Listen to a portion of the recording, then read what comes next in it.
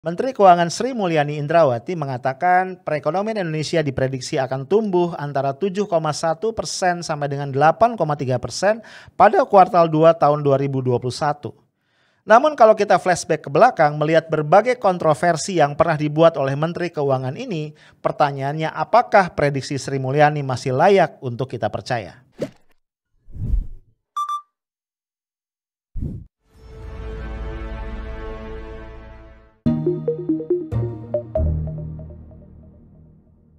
Halo guys, ketemu lagi kita di Afternoon Tea edisi Selasa 25 Mei 2021. Sesuai dengan namanya, lebih asik kalau obrolan kita ditemani dengan secangkir teh ya. Tapi nggak harus teh juga sih. Kalau lu prefer yang lain, kopi misalnya atau apa boleh aja ya. Yang penting satu minuman favorit lu yang bisa bikin kita lebih santai. Nah, gue pengen ngajak lu untuk ngobrol-ngobrol tentang Menteri Keuangan Sri Mulyani Indrawati. Gue yang ngajuin pertanyaan sama lu ya. Menurut lu Indonesia ini punya Menteri Keuangan Sri Mulyani itu satu berkah atau musibah? Silakan lu tulis ya di kolom komentar kita. Guys, yang pasti Sri Mulyani 2 kali loh mendapat predikat sebagai Menteri Keuangan terbaik di Asia Timur dan juga Pasifik. Wah, dahsyat ya. Tahun 2018 dan juga 2020. Walaupun predikat ini kemudian ditanggapi sinis oleh Bang Riza Ramli, mantan Menko ya di masa Gus Dur dan juga di masa Pak Jokowi dan juga seorang ekonom senior kita. Kenapa? Karena menurut Bang Rizal yang lebih pas sebenarnya adalah gelar sebagai Menteri Keuangan terbalik. Kok begitu? Karena begini, kata Bung Rizal, seorang Menteri Keuangan dari sebuah negara harusnya bekerja atau berkhidmat kepada negaranya ya. Tapi enggak demikian untuk Ibu Sri Mulyani. Kenapa? Ini argumentasinya. Kita tahu bahwa kita banyak mengeluarkan surat hutang. Pemerintah kita banyak mengeluarkan surat hutang. Nah ternyata yield atau return ya imbal hasil yang ditawarkan oleh surat hutang kita masih lebih tinggi dari beberapa negara yang resiko investasinya lebih tinggi dari kita. Ya sebut saja misalnya Vietnam atau Filipina. Padahal secara teoritis ya kalau lu belajar finance ya dasar-dasarnya aja itu ada satu teori atau aksioma yang mengatakan risk and return trade off. Jadi kalau satu aset ya surat hutang termasuk di dalamnya itu punya resiko yang lebih tinggi harusnya menawarkan bunga atau return yang lebih tinggi. Demikian pula sebaliknya. Jadi kalau Filipina atau Vietnam tadi resiko investasinya lebih tinggi dari Indonesia harusnya bunga dari surat hutang mereka lebih tinggi tapi ternyata enggak ya.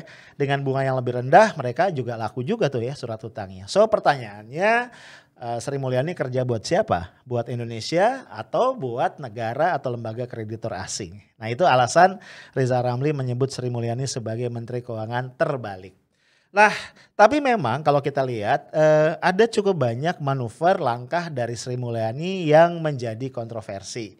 Satu yang gue ingat misalnya tentang kebijakan diskon atau tepi tepat pembebasan ya pajak PPNBM untuk kendaraan-kendaraan baru. Ya diskonnya 100% kan, 100% kemudian 50% kemudian 25% kan gitu ya. Setiap 3 bulan tuh direvisi. Artinya apa? Artinya kan pembebasan pajak gitu ya. Nah ini kan kendaraan yang kena awalnya hanya sampai 1.500 cc. Tapi kemudian diperluas sampai 2.500 cc. Ya lu bayangin yang beli mobil-mobil kelas 2.500 cc itu pasti orang-orang kaya kan, orang-orang menengah ke atas. Nah mereka yang akan menikmati. Sementara pada sisi yang lain ya pemerintah kita tahu sedang mengalami defisit anggaran yang cukup parah ya kan. Tahun lalu saja itu mendekati 1.000 triliun ya. Gue nggak tahu tahun ini berapa ya sampai kuartal yang pertama kemarin. Gue rasa cukup besar. Pajak kita juga mengalami shortfall ya. Kok justru PPNBM ini dibebaskan? Ya memang argumentasinya adalah untuk memberikan insentif supaya industri otomotif bergerak ya. Tapi yang kita heran kenapa justru pajak-pajak yang kecil-kecil itu dikejar. Misalnya ya lo tahu pajak pulsa kemudian apalagi pajak dari token listrik dan beberapa sumber-sumber recehan lainnya. Ini kontroversi yang pertama. Ada lagi kontroversi yang lain misalnya ketika Sri Mulyani menjelaskan kepada publik kenapa kondisi keuangan kita, keuangan negara maksud gue di tahun 2020 itu memburuk. Ya nggak tahu juga ya, mendadak Sri Mulyani menjadi sangat religius ya. Dia mengatakan sebenarnya postur anggaran ya APBN 2020 itu sudah disusun dengan sangat optimal ya, sangat ideal. Tapi apa daya kemudian terjadi pandemi COVID-19. Jadi Sri Mulyani mengatakan manusia hanya bisa berencana tapi pada akhirnya Tuhanlah yang menentukan. Hei, religius sekali ya. Tapi memang belakangan di berbagai kesempatan Sri Mulyani tampil dengan kerudung ya. Misalnya ketika menemani atau mendampingi Pak Jokowi dan Wapres Ma'ruf Amin meluncurkan gerakan nasional wakaf uang dan brand ekonomi syariah di awal tahun yang lalu.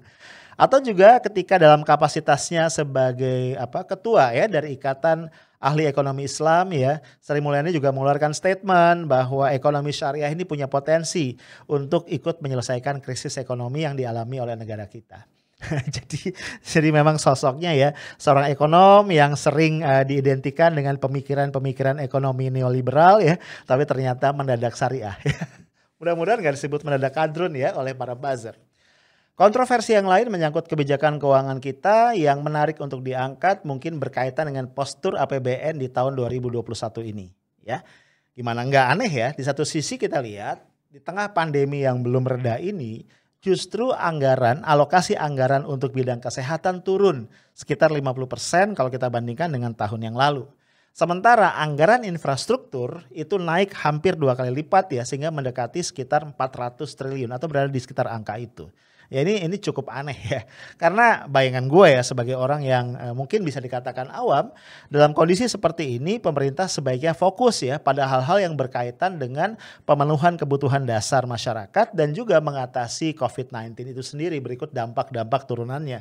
Tapi ketika kemudian pemerintah ya dalam hal ini adalah Kementerian Keuangan membuat postur anggaran yang lebih heavy kepada penyelesaian proyek-proyek infrastruktur, tentunya menjadi sangat aneh buat kita. Guys, gue juga baca berita Sri Mulyani ini punya rencana untuk menaikkan tarif pajak bagi orang-orang super kaya. Jadi kalau penghasilan lu di atas 5 miliar setahun, siap-siap lu akan kena tarif pajak baru yaitu 35%. Hei, dahsyat ya. Walaupun kata Sri Mulyani jumlah atau persentase orang Indonesia yang akan masuk dalam kategori ini gak banyak. Jadi rakyat gak perlu khawatir ya. Yang jelas gue gak masuk.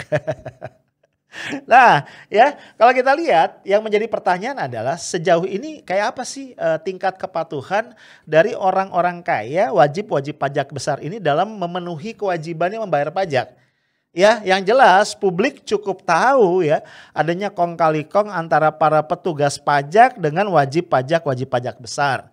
Ya lu tahu belakangan ini sempat heboh ya walaupun kemudian jadi redup juga. Kasus dugaan penggelapan pajak yang sedang diproses oleh KPK. Yang setidaknya melibatkan 1 orang direktur di Direktorat Jenderal Pajak ya dan juga 3 perusahaan besar. Ada John Lim Baratama, kemudian Panin Bank dan juga Gunung Madu Plantation di Lampung. Dan kita juga pernah mendengar berita tidak sedap, KPK sempat kehilangan 2 truk yang mengangkut barang bukti yang diduga terkait dengan tadi dugaan penggelapan pajak yang dilakukan oleh John Lim Baratama.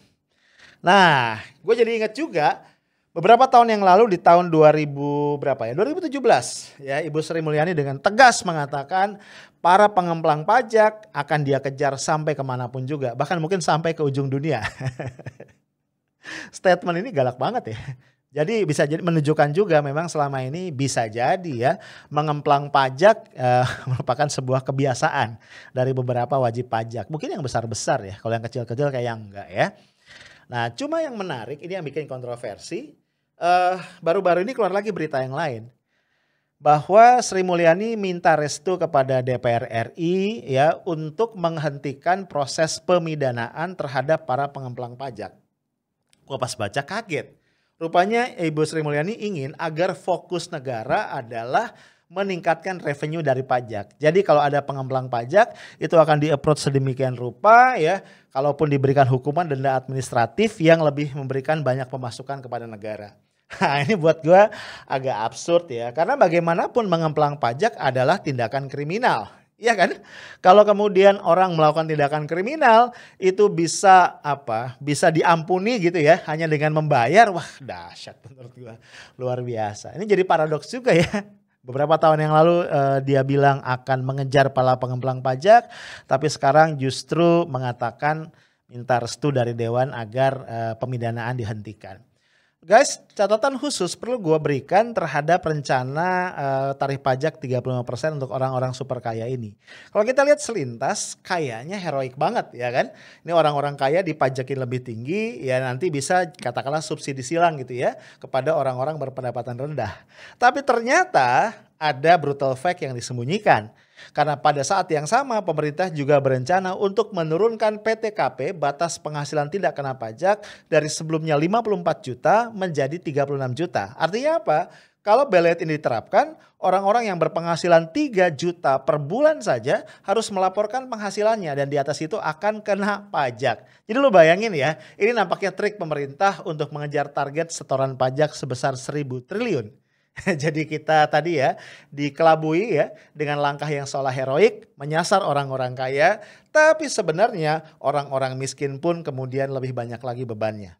Nah bro, dengan segala kontroversi itu akhirnya gue jadi ingin ngajak lu berpikir dan kita sama-sama menyimpulkan apakah kemudian seorang Menteri Keuangan yang namanya Sri Mulyani Indrawati masih cukup layak untuk kita percayai. Ya apalagi belakangan dia mengatakan bahwa pertumbuhan ekonomi kita di kuartal kedua atau di Q2 tahun 2021 ini akan melonjak ya. Prediksi beliau kisarannya adalah 7,1% sampai 8,3%. Menurut gue dahsyat banget. Ya lu bayangin aja di Q1 ini kita masih di zona merah ya, masih minus. Tapi kemudian di Q2 Sri Mulyani prediksi bisa 7,1 sampai 8,3. Iya sih, Sri Mulyani mengatakan beberapa argumentasi. Misalnya konsumsi rumah tangga yang sudah meningkat, kemudian import ya dari beberapa barang modal bahan baku juga meningkat, kemudian juga COVID yang terkendali dan beberapa argumentasi yang lain.